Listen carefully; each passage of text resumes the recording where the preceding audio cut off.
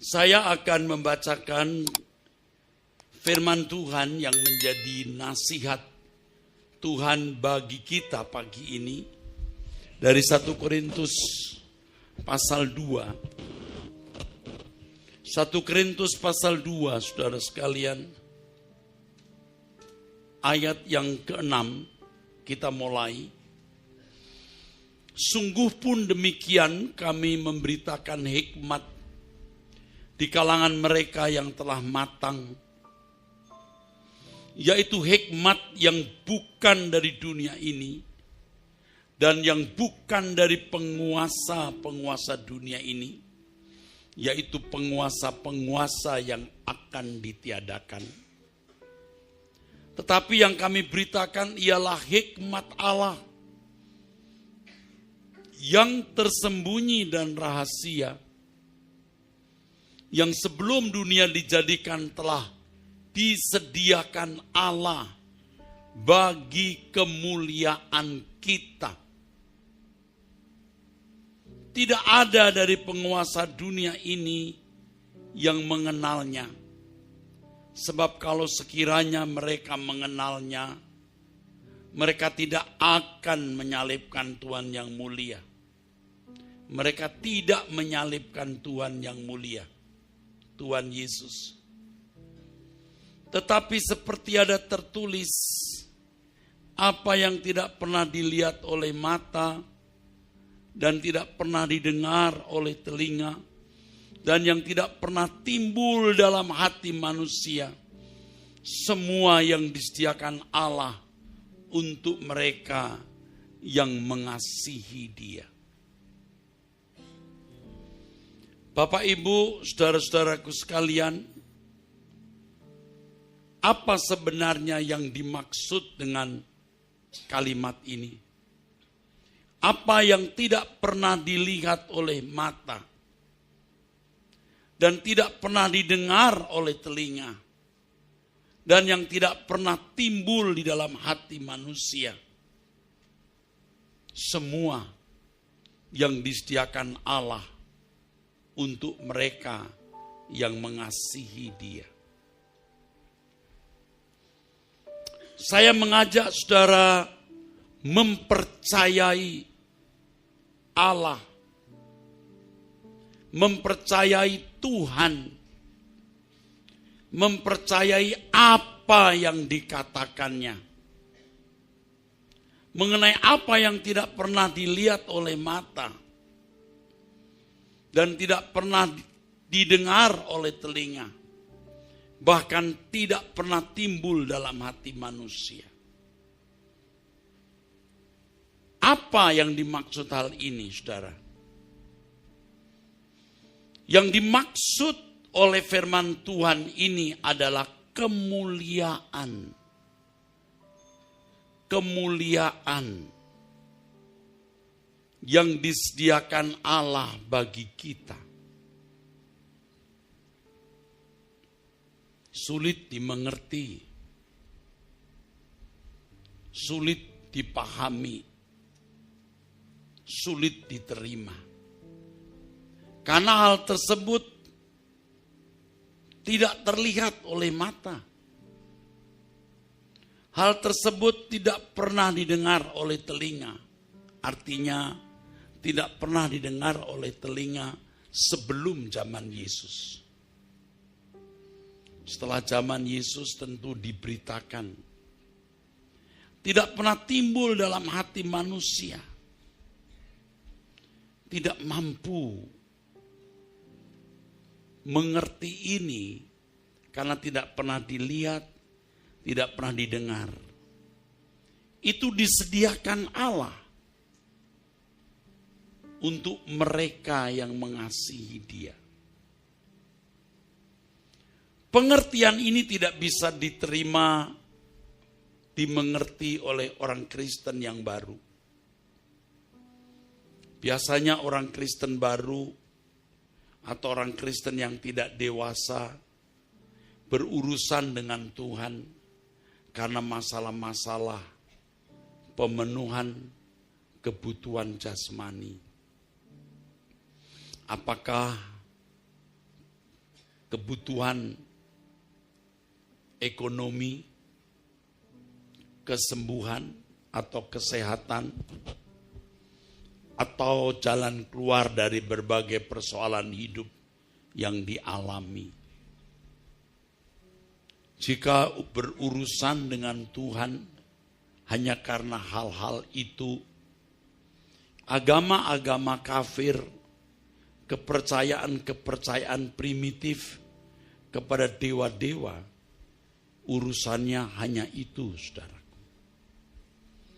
Tetapi dengan Allah, bagi orang Kristen yang dewasa, ini mengenai sesuatu yang tersembunyi dan rahasia. Yang dikatakan firman Tuhan, sebelum dunia dijadikan, telah disediakan Allah bagi kemuliaan kita. Tentu Allah tahu manusia akan jatuh dalam dosa. Padahal rancangan Allah, manusia tidak boleh, tidak perlu mati.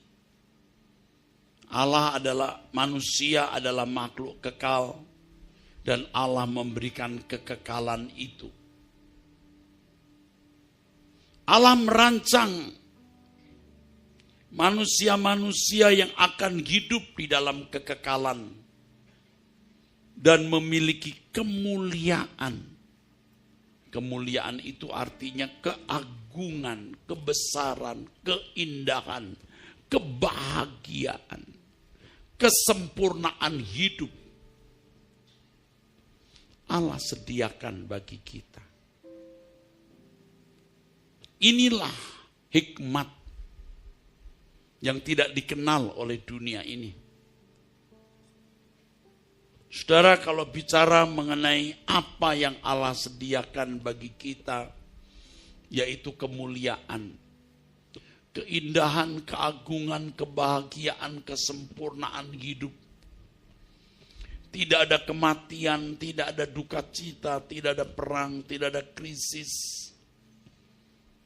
Di dunia lain, di dunia yang akan datang, orang-orang di sekitar saudara hampir semua tidak pernah mau mengerti. Kalaupun mengerti tentang surga itu secuil. Dan mereka tidak mengarahkan diri pada kerajaan surga tersebut. Jangankan orang-orang yang di luar gereja atau orang Kristen yang tidak ke gereja. Orang Kristen ke gereja pun kalau belum dewasa rohani tidak mengerti atau tidak mau mengerti. Bisa saja saudaraku, sebagian saudara yang hadir ini juga belum serius memikirkan hal ini. Mungkin saudara Kristen baru, atau Kristen lama tapi lamban bertumbuh. Kristen sudah lama tapi terlambat bertumbuh. Kristen lama tapi saudara tidak mengalami pertumbuhan yang seharusnya saudara alami. Tapi hari ini saya bicara dalam nama Tuhan Yesus. Pikirkan itu. Apa yang tidak pernah dilihat oleh mata dan tidak pernah didengar oleh telinga dan yang tidak pernah timbul dalam hati manusia, semua yang disediakan Allah untuk mereka yang mengasihi Dia. Kalimat ini sebenarnya terambil dari Yesaya pasal 64 ayat 4. Mari kita lihat. Yesaya pasal 64 ayat yang keempat. Bisa dibantu dibacakan.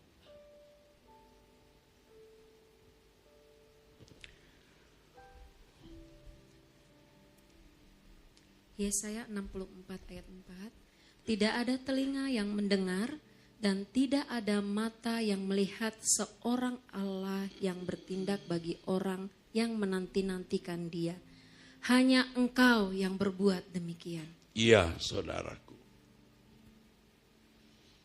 Yang menciptakan langit dan bumi, yang menciptakan saudara dan saya adalah Allah yang sangat baik. Yang memiliki rancangan atau rencana yang sempurna. Allah tidak menghendaki kematian, tapi manusia karena jahat, karena memberontak, manusia harus mati. Bersyukur Tuhan Yesus menggantikan tempat kita, menderita, memikul dosa kita, supaya kita dapat mengalami pengampunan. Jadi Allah memberi pengampunan itu ada aturannya.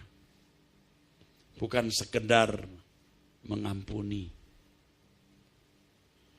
Harus ada pengganti yang memikul dosa kita, mengalami ganjaran akibat kesalahan kita. Kalau di perjanjian lama, domba yang disembelih.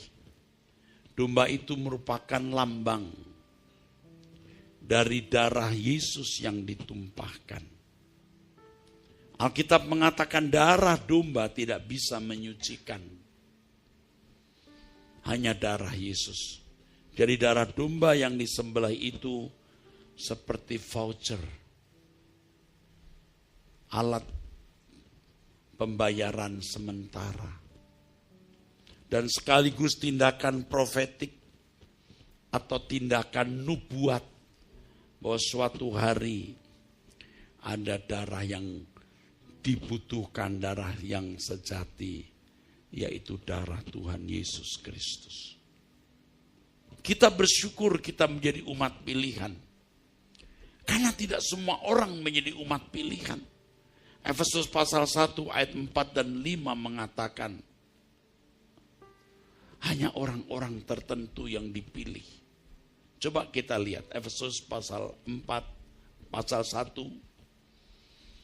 Efesus 1 ayat yang keempat, tolong dibacakan, dan ayat yang kelima. Efesus 1 ayat 4, sebab di dalam Dia Allah telah memilih kita sebelum dunia dijadikan, supaya kita kudus dan tak bercacat di hadapan-Nya. Ayat 5. Dalam kasih Ia telah menentukan kita dari semula oleh Yesus Kristus untuk menjadi anak-anak-Nya sesuai dengan kerelaan kehendak-Nya. Saudara harus percaya bahwa sebelum saudara dilahirkan oleh mama papa di bumi ini, saudara sudah dilahirkan Allah di dalam pikirannya.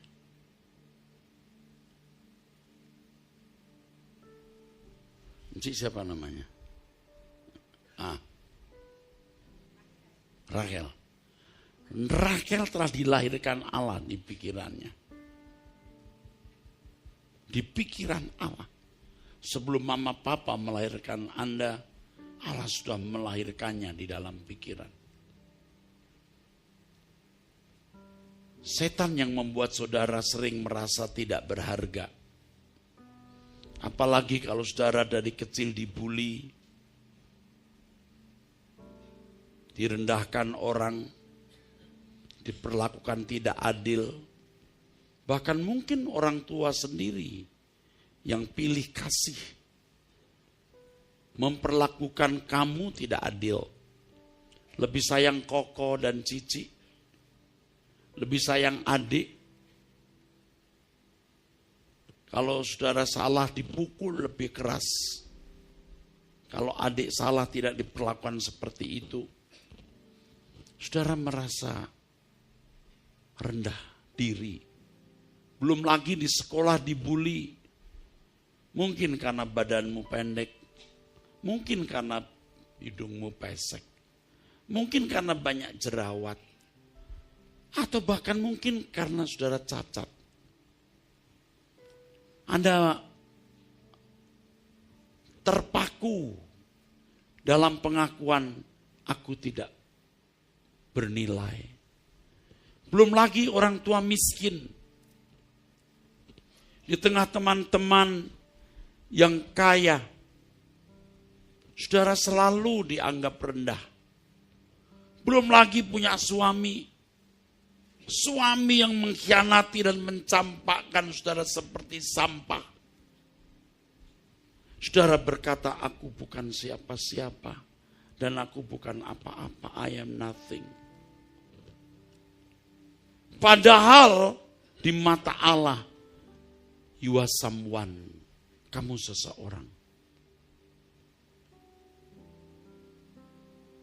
Gambar dirimu rusak karena perlakuan setan lewat banyak orang. Dan engkau merasa tidak berharga. Padahal Allah telah melahirkan kamu di dalam pikirannya. Di mata Allah, kamu luar biasa.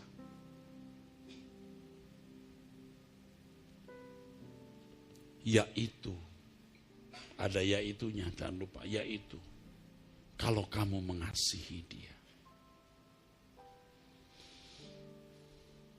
Semua yang disediakan Allah untuk mereka yang mengasihi Dia.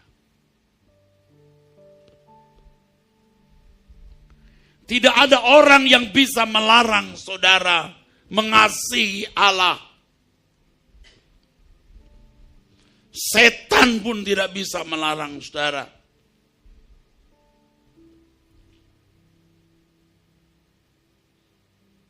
Tidak ada orang yang tidak bisa tidak mengasihi Allah kalau dia berniat mau mengasihi Allah. Tidak membutuhkan uang, pendidikan tinggi, kecerdasan intelektual yang tinggi. Saudara cukup punya niat mengasihi Allah.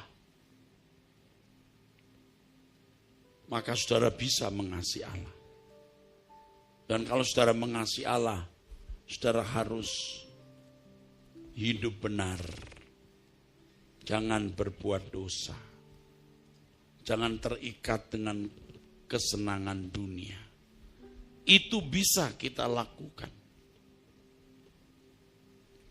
Hidup suci itu bukan suatu yang mustahil. Itu suatu keniscayaan. Artinya sesuatu yang bisa kita lakukan.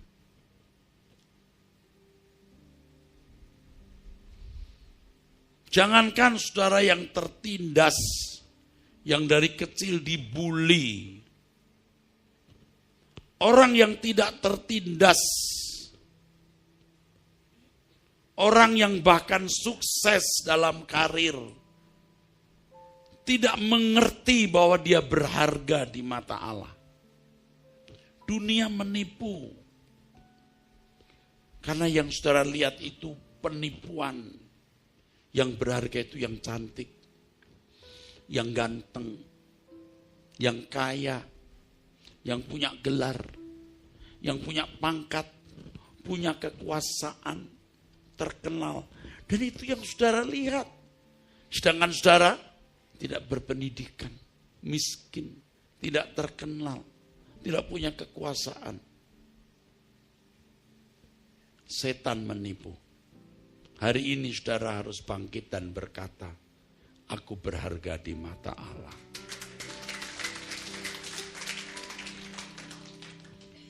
Aku berharga di mata Allah. Katakan, aku berharga di mata Allah. Aku berharga di mata Allah. Saudara mungkin memiliki umur tinggal sepotong karena usiamu sudah cukup tua. Di usia senja ini jangan kehilangan kesempatan.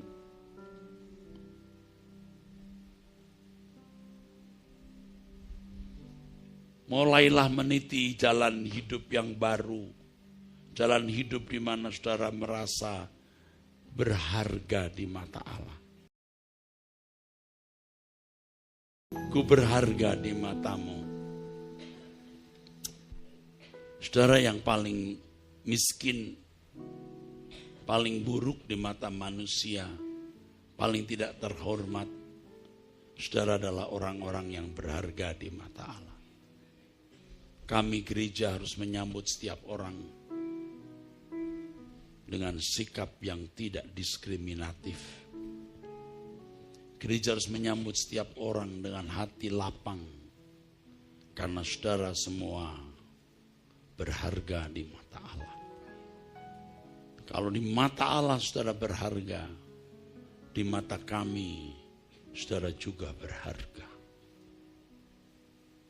Kami usahakan saudara untuk sungguh-sungguh bisa selamat.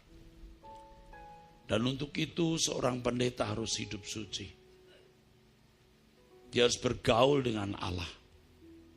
Dia harus menemukan suara-suara Tuhan yang harus disampaikan kepada jemaat. Seorang hamba Tuhan harus bisa mewakili Tuhan di tengah-tengah umat. Kalau dia hadir di tengah-tengah umat, dia benar-benar hadir sebagai wakil Tuhan. Dan jemaat merasa bahwa hamba Tuhan atau pendeta mewakili Tuhan. Semua saudara berharga. Dan gereja dalam hari ini, para pelayan-pelayan Tuhan harus berusaha bagaimana bisa menyelamatkan setiap individu saudara di langit baru, bumi baru. Seringkali saya mengatakan, dan saudara harus ingat kalimat yang sering saya kemukakan ini. Hidup ini singkat dan tragis. Singkat dan tragis. Tapi di singkatnya hidup kita ini, kita gunakan untuk mengasihi Tuhan.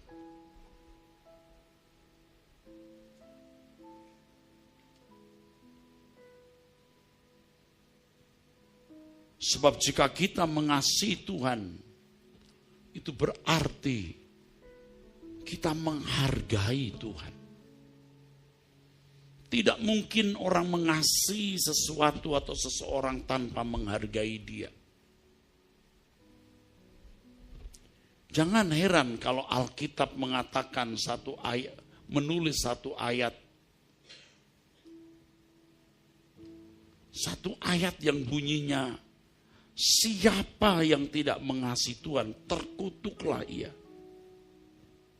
1 Korintus 16 ayat 22. Orang yang tidak mengasihi Tuhan, terkutuklah dia. Jadi kalau kita masih memiliki waktu, berarti kita masih memiliki kesempatan untuk mengasihi Tuhan. Dimulai dengan niat,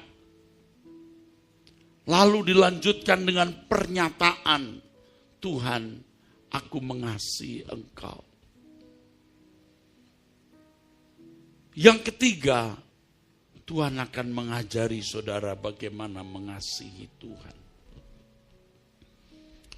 Menjaga perkataanmu, sikapmu, kelakuanmu, tidak menyakiti orang lain. Yang keempat, engkau mengusahakan bagaimana orang lain bisa mengasihi Tuhan. Atau bagaimana orang lain mencontoh hidup saudara. Apa yang kamu suka orang perbuat kepadamu, buatlah untuk orang lain. Kita yang mengenal kebenaran, kita suka orang membawa kita kepada kebenaran. Dan kita juga mau membawa orang kepada kebenaran.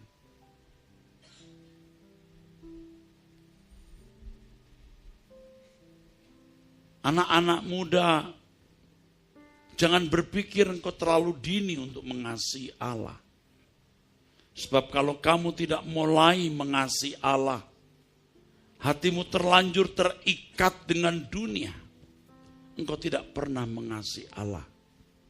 Tidak pernah selama-lamanya mengasihi Allah. Jadi sebelum hati kita direbut oleh dunia, kita merebut hati kita untuk Tuhan. Kita berikan hati kita untuk Tuhan. Sebelum dunia mengambil hati kita, Dunia kita yang gelap ini,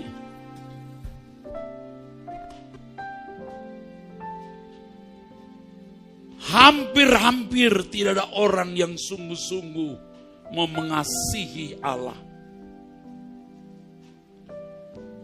Tetapi sesuai dengan firman Tuhan, Allah masih menyisakan orang-orang yang mengasihi Dia. Kiranya kita menjadi orang-orang yang disisakan itu.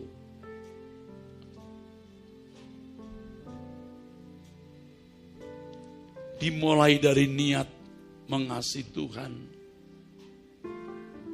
lalu menyatakan dengan bibir dan mulutmu mengasihi Dia.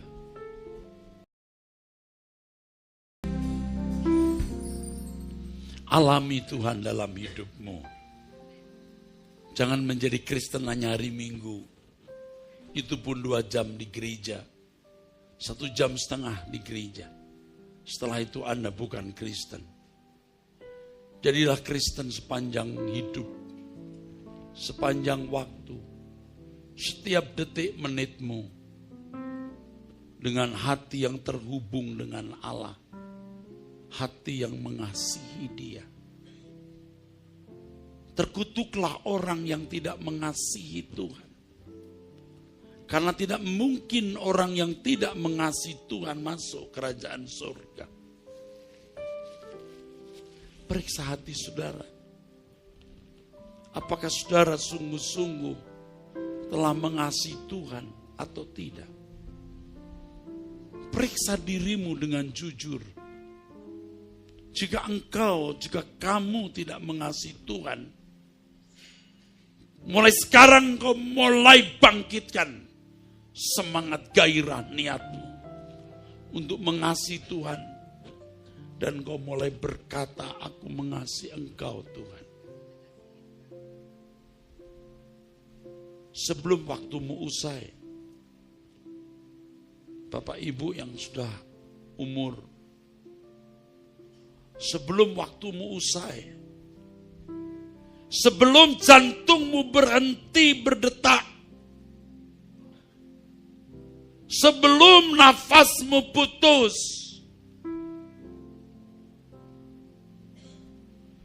mungkin ini hari terakhir atau kesempatan terakhir untuk bertobat. Bertobatlah. Kemurahan Tuhan begitu besar, selagi masih ada kesempatan. Saudara bisa berkata, ampuni semua dosa-dosaku Tuhan, aku mengasihi Engkau. Dan Tuhan menjawab, aku mengasihimu. Bahkan sebelum kau dilahirkan orang tuamu, kamu sudah kulahirkan di dalam pikiranku dan menyediakan kemuliaan untukmu.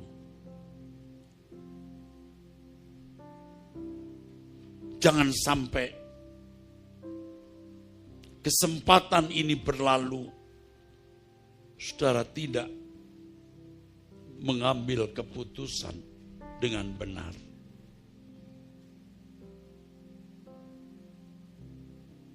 Tidak tahukah saudara bahwa kuasa kegelapan berusaha terus menyeret saudara supaya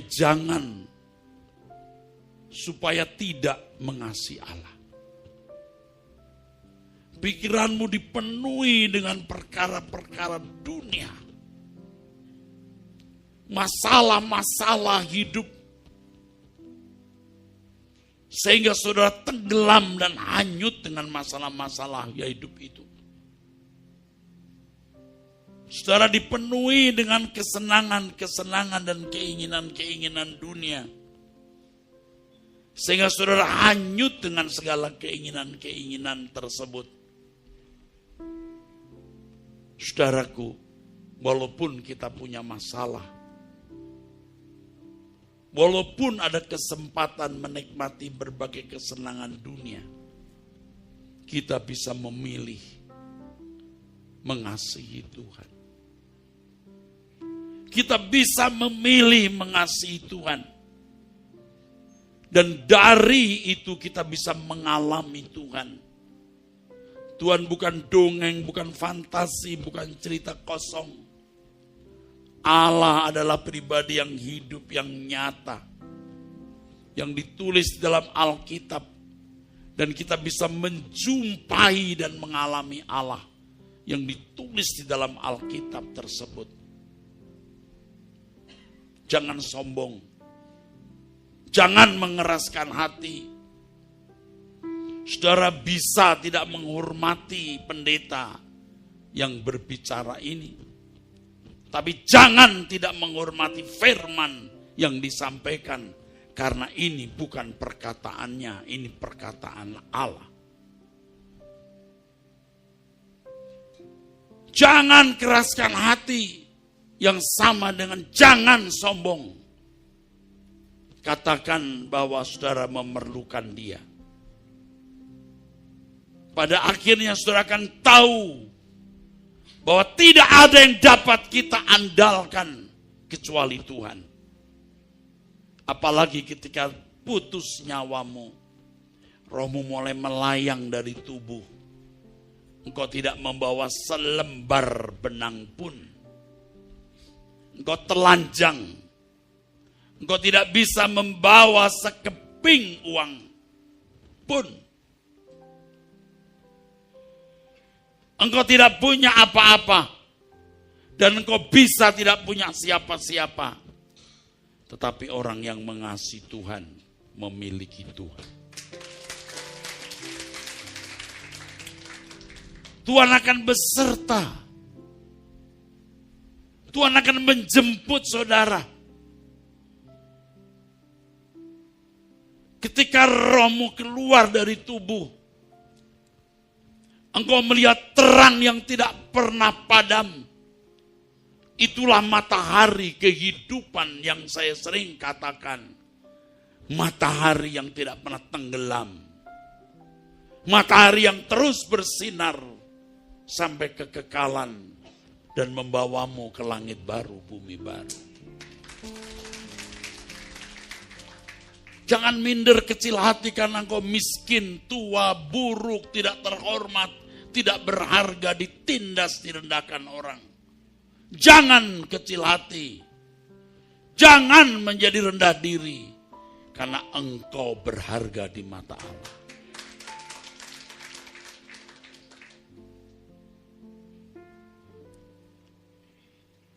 Di dalam Lukas pasal 16, ada orang kaya yang tidak dijemput oleh Allah. Dan menyesali hari hidupnya yang sia-sia.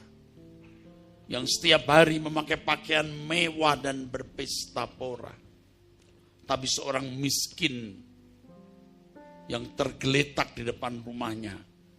Yang boroknya dijilati anjing. Menjijikkan.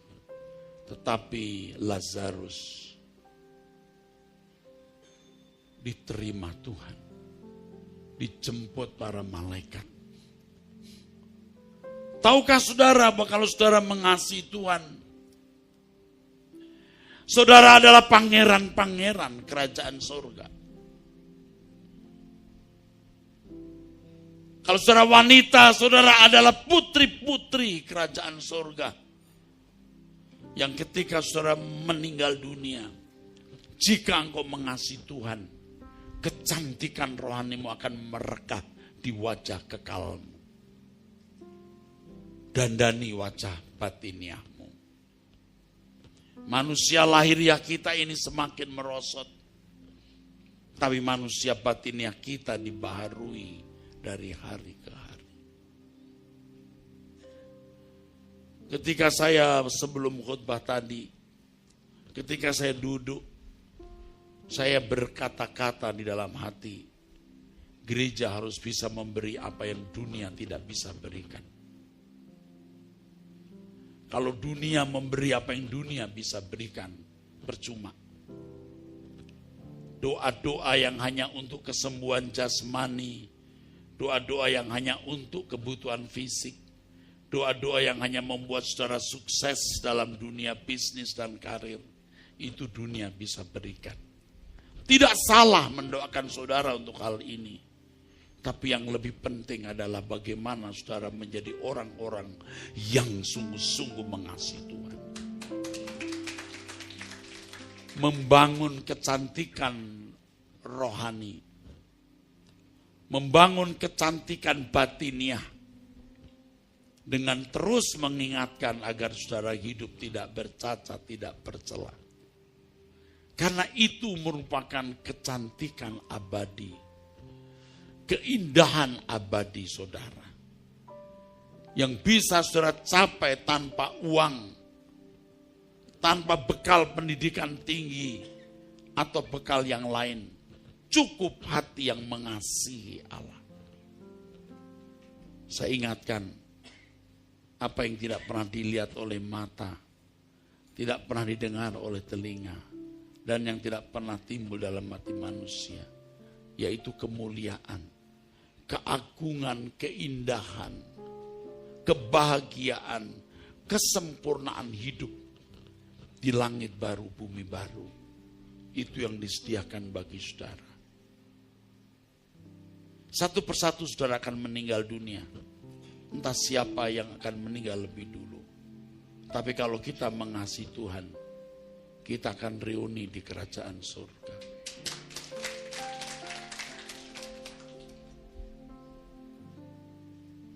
Kita berharap kita dapat reuni bukan hanya dengan keluarga dekat, tapi dengan semua kita yang ada di dalam persekutuan orang percaya. Terutama pasangan hidupmu, anak-anakmu yang harus kamu selamatkan dulu. Baru keluarga besar dan orang lain. Kita bersyukur di gereja yang terus menyuarakan kebenaran. Terus berkhotbah dari perspektif kesucian dan kekekalan. Karena hal ini menyelamatkan kita, saudara. Hari ini bertobatlah. Sebelum putus nyawamu, cukup engkau berkata, aku mau mengasihi engkau Tuhan. Dan tolonglah Roh Kudus, agar aku bisa mengasihi Tuhan. Amin.